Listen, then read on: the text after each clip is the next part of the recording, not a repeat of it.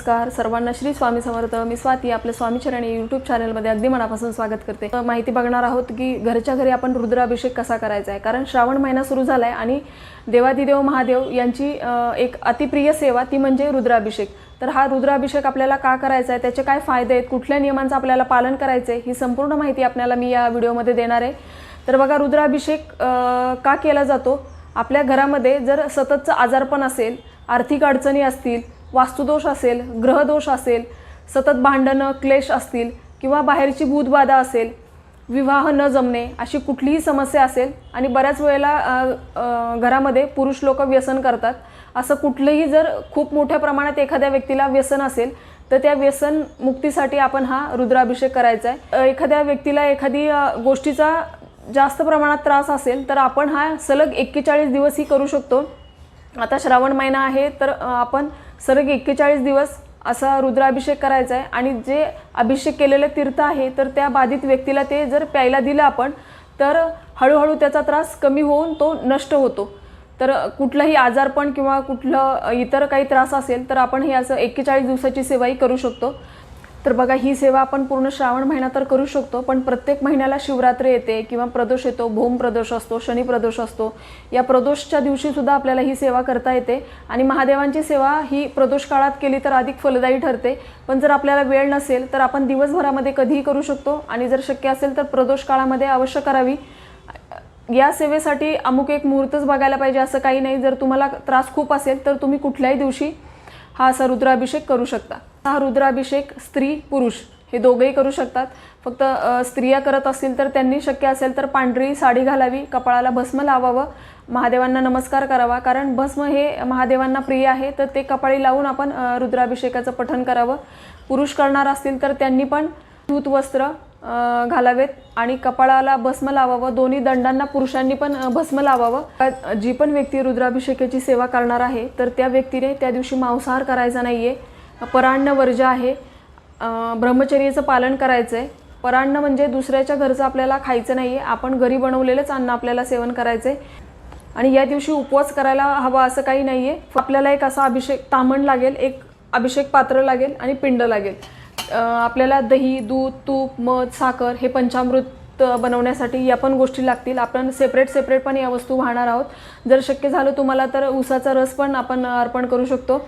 आणि तांदूळ लागतील, बेलपत्र लागेल. आणि मग आता महादेवांना जे गोकर्णाची फुलं किंवा धतुऱ्याचं फळ, फूल हे प्रिय आहे तर याच्यातलं जे आपल्याला मिळेल ते आपल्याला घ्यायचं आहे.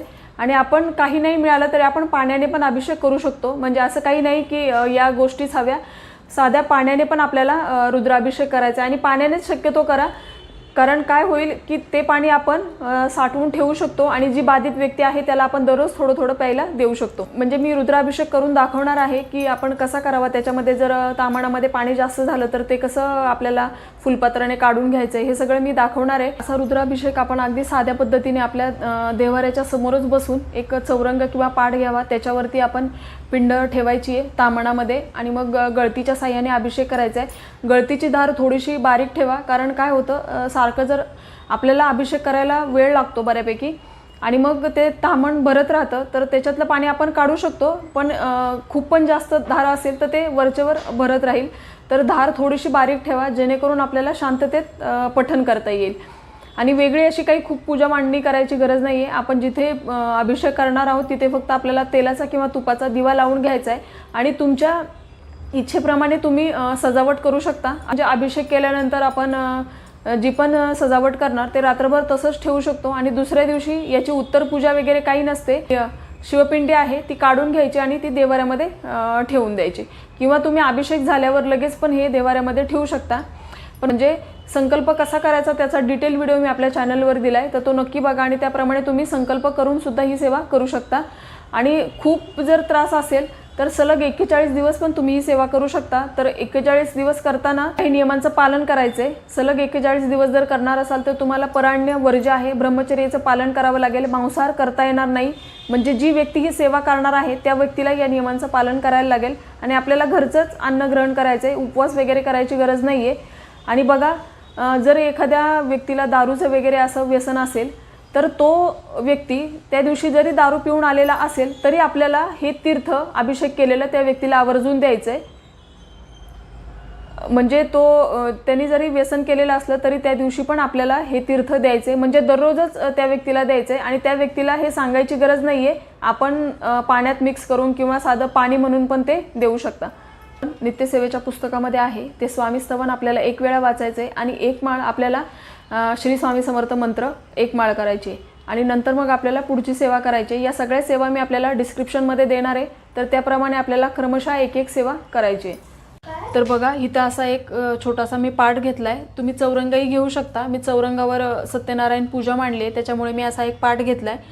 पाटाखालची जागा आपल्याला गोमूत्र टाकून स्वच्छ पुसून घ्यायची. त्याच्यावरती इथे मी लाल वस्त्र अंतरले, पण तुमच्याकडे जर असेल तर तुम्ही पांढरं वस्त्र याच्यावर अंतरून घ्या आणि साध्या सोप्या पद्धतीने आपल्याकडे ज्या वस्तू असतील, सजावट तुम्हाला करायची असेल तर ती ऐच्छिक आहे. तुम्हाला वाटलं तर तुम्ही तुमच्याकडे असणाऱ्या गोष्टीतून सजावट करू शकता. मग असं हे आपल्याला तामण घ्यायचंय आणि हे गळती पात्र लागणार आहे आपल्याला आणि पाण्याचा अभिषेक करणार आहोत आपण. पण त्याच्या आधी आपल्याला आता ही अशी छोटीशी पूजा मांडणी करून घ्यायची. मग आपल्याला स्वामी स्तवन 1 वेळा वाचायचंय आणि स्वामींचा जप 1 माळ करायचा आहे. हे झाल्यावर आपल्याकडं दूध, दही, तूप, मध, साखर या प्रत्येक एका गोष्टीचा पण आपण अभिषेक करू शकतो किंवा या सगळ्याचा आपण पंचामृत बनवून घ्यायचं आणि नमः शिवाय नमो नमः, नमः शिवाय नमो नमः किंवा ओम नमः शिवाय नमो नमः किंवा श्री शिवाय नमस्तुभ्यम हा महादेवांचा कुठलाही तुम्हाला मंत्र येत असेल तर त्याच्याने आपल्याला या वस्तू पिंडीवर वाहत अभिषेक करायचा आहे आणि वाहताना नमो नमः म्हणत अभिषेक करून घ्यायचा. नंतर हे सगळं आपण अर्पण केल्यावर स्वच्छ पाणी पिंडीवर अर्पण करायचं आणि मग स्वच्छ पाणी अर्पण करून पिंड आपल्याला स्वच्छ पुसून घ्यायची आहे आणि मग आपण इथे जे अभिषेक पात्र आहे याच्यामध्ये आपण इथं ठेवून घेणार आहोत. जर तुम्हाला आर्थिक समस्या असेल तर उसाच्या रसाचाही अभिषेक तुम्ही करू शकता किंवा जर नात्यामध्ये काही दुरावा असेल तर तुम्ही फक्त मधाने पण अभिषेक करू शकता. पण मधाने अभिषेक करताना आपल्याला गळतीचा वापर शक्यतो करता येणार नाही, आपल्याला चमच्याने करावा लागेल. तर आपण पाण्यानेच अभिषेक करावा, कारण गळतीमध्ये पाण्याने अभिषेक केल्याने काय होतं की जास्त प्रमाणामध्ये पाणी याच्यामध्ये अभिषेक पात्रामध्ये साठतं आणि ते आपल्याला साठवून ठेवता येतं एका भांड्यामध्ये आणि ज्या पण त्रासासाठी आपण किंवा संकल्पयुक्त जो रुद्र करतोय तर ते पाणी आपल्याला त्या बाधित व्यक्तीला देता येतं दररोज. पाणी कारण खराब होत नाही, ते खूप काळ टिकतं. तर मी पण आता अभिषेक करून घेते. तर बघा अशी पूजा मांडणी करून घेतली. आता याच्यामध्ये मी एक वाटी ठेवली आहे, कारण आता अभिषेक आपला बराच वेळ चालतो तर ते पाणी पिंडीवर जातं आणि पिंड पाण्यामध्येच जाते पूर्ण, तर ते होऊ नये त्यासाठी मी एक वाटी ठेवली आणि त्याच्यावर आपण महादेवांची पिंड ठेवली आहे. पिंड ठेवताना एक काळजी घ्यायची आहे, हा जलाधारीचा भाग तो उत्तरेकडेच झाला पाहिजे, ही एक काळजी घ्यायची. दिवा लावून घ्यायचा अभिषेक करण्याआधीच. शेजारी एक धूप पण लावला आहे, धूप लावायचा, तुपाचा दिवा लावायचा आणि या तामणामध्ये बघा मी पाणी घेतलं आहे. त्या गळतीमधलं पाणी संपलं की मग ते पाणी मी त्याच्यामध्ये घालत राहणार. नंतर बघा एक असं छोटं फुलपात्र घेतलं आहे, जेणेकरून आपल्याला तामणामध्ये जर पाणी जास्त झालं तर पिंड हलवावी लागणार नाही. हे आपण असं याने भरून घ्यायचं आणि ते दुसऱ्या भांड्यामध्ये काढून घ्यायचे. तर हे पण मी इथं ठेवलं आहे. ज्या आपण सेवा आपल्याला करायचे तर त्या मी डिस्क्रिप्शनमध्ये आपल्याला दिले, तर त्याप्रमाणे आपल्याला क्रमशः सेवा करायचेत आणि असाच गळती ही चालू ठेवायची आहे पूर्ण आपल्या सेवा होईपर्यंत. एक गोकर्णाचं फूल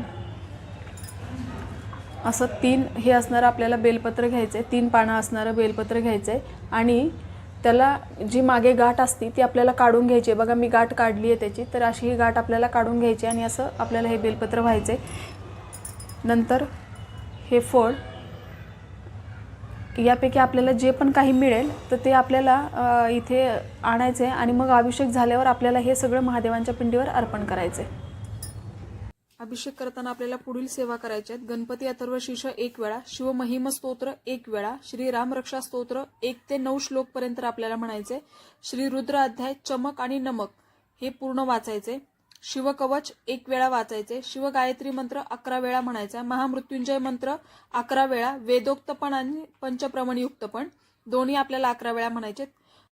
संजीवनी अमृत संजीवनी मंत्र 11 वेळा, संजीवनी मंत्र 11 वेळा आणि काल भैरवाष्टक स्तोत्र 1 वेळा. या सेवा झाल्यावर आपल्याला गळती काढून घ्यायची आहे, पिंड स्वच्छ पुसून घ्यायची आहे आणि शिव अष्टोत्तर नामावली म्हणत म्हणत आपल्याला बेलपत्र अर्पण करायचंय आणि त्याच्यानंतर 11 वेळा ध्यान करायचंय. शिवहर शंकर, नमामि शंकर, शिवशंकर शंभो हे ध्यान करायचंय 11 वेळा. तेव्हा गळती ठेवायची नाहीये, गळती काढून घ्यायची, पिंड स्वच्छ पुसून आपल्याला या 2 सेवा करायच्या.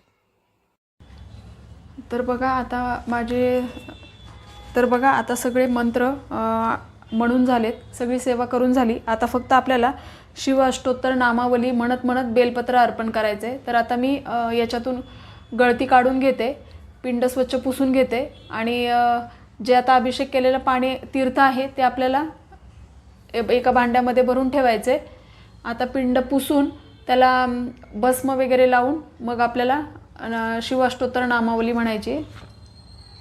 याय नमः, सोमाय नमः, पंचोक्त्राय नमः, ओम सदाशिवाय नमः, विश्वेश्वराय नमः, वीरभद्राय नमः, गणनाथाय नमः, प्रजापते नमः. बघा आता आपण बेलपत्र वाहून घेतलं शिव अष्टोत्तर नामावली म्हणून. आपल्याकडे 1, 2, 11 जेवढे बेलपत्र असतील त्याप्रमाणे आपण एक एक व्हायचंय आणि परत परत एकाच बेलपत्रावरती आपण नावं म्हणत तेच टेकवायचं आणि परत पण घेऊ शकतो. नंतर आपल्याकडे धोत्र्याचं फूल, फळ जे असेल ते अर्पण करायचे. गोकर्णाचं फूल होतं माझ्याकडे, ते मी अर्पण केलं. गुलाबाचं फूल अर्पण केलं आणि अशी छोटीशी सजावट केली. असं काही नाही आहे की आपण आपल्या आवडीप्रमाणे या गोष्टी करू शकतो. देवांना आपली फक्त भक्ती हवी आहे, थोडा वेळ हवा आहे आपला आणि आपल्या यथाशक्ती आपल्याला ही सेवा करायची आहे. तर आता आपण शिवध्यान करणार आहोत. 11 वेळा आपल्याला शिवध्यान करायचे. शिवहर शंकर, नमामि शंकर, शिवशंकर शंभो, हे गिरिजापती भवानी शंकर, शिवशंकर शंभो हे असं आपल्याला ध्यान 11 वेळा करायचे. आपल्या सगळ्या सेवा करून झाल्या. आता आपल्याला नैवेद्य अर्पण करायचं आहे. मी इथे खडीसाखर घेतली आहे, खीर घेतली आहे आणि राजगिरा लाडू. आपल्याला शक्यतो महादेवांना पांढऱ्या वस्तूंचा नैवेद्य दाखवावा आणि नैवेद्यामध्ये आपल्याला चुकूनही तुळशीपत्र ठेवायचं नाही आहे आणि पिंडीवर पण आपल्याला तुळशीपत्र व्हायचं नाही आहे. नैवेद्य दाखवताना आपल्याला चौकोनी पाण्याने भरीव मंडल काढायचं आहे आणि 3 वेळा पाणी फिरवत गायत्री मंत्र म्हणत आपल्याला नैवेद्य दाखवायचा आहे. असा आता आपला हा रुद्राभिषेक पूर्ण झाला. आता आपल्याला छान आरती करून घ्यायची आहे. याप्रमाणे सगळ्यांनी रुद्राभिषेक अवश्य करा. आता श्रावण महिना सुरू झाला तर श्रावणामध्ये शक्य होईल तेवढ्या वेळा आपण करा, पण शक्य नाही झालं तर एकदा तरी आपल्याला पूर्ण श्रावणामध्ये रुद्राभिषेक करायचे. याचे खूप सारे फायदे आहेत. मी आशा करते की प्रत्येकजण हा रुद्राभिषेक नक्की करेल. बघा व्हिडिओ थोडा मोठा झाला असेल पण माहिती सविस्तर देणं तितकंच महत्त्वाचं होतं. जर व्हिडिओ मोठा झाला असेल तर माफ करा. झालेली माहिती मी महादेवांच्या चरणी रुजू करते आणि आजचा व्हिडिओ इथेच थांबवते. सर्वांना श्री स्वामी समर्थ.